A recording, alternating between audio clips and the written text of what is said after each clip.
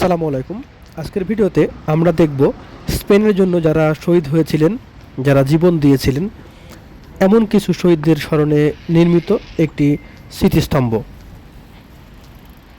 1808 সালের মে মাসের 2 তারিখে ফরাসি সেনাপতি মুরাদের নির্দেশে স্পেনের যে নাগরিকদের হত্যা করা হয়, আসলে তাদের স্মরণেই এই স্মৃতিস্তম্ভটি নির্মাণ করা হয়েছে। এই স্মৃতিস্তম্ভটিকে আগে অবেলিস্কো দোস দে মায়ো নামে নামকরণ করা হয়েছিল, বাট এখন এটাকে মনুমেন্টো আ লস কাদিদোস ফর স্পানিয়ল নামে পরিচিত, যা স্পেনের শহীদদের স্মরণে নির্মিত হয়েছে। এই স্মৃতিস্তম্ভটি 1840 সালে উদ্বোধন করা হয়। এর গায়ে খোদাই করে লেখা আছে দোস দে মায়ো। স্মৃতিস্তম্ভের নিচেই একটি অনির্বাণ শিখা প্রতিস্থাপন করা হয়েছে, যা অলওয়েজ প্রজ্বলিত থাকে।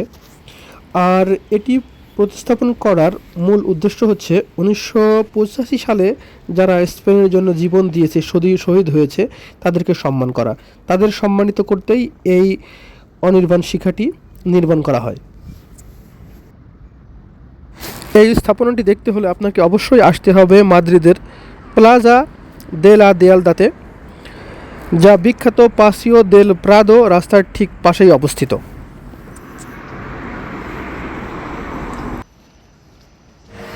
এখানে আপনি যখনই আসেন না কেন, শহীদদের স্মরণে যেই ফুলগুলো এই স্মৃতিস্তম্ভে অর্পণ করা হয়, তা আপনার চোখে পড়বে, আপনার দৃষ্টি আকর্ষণ করবে।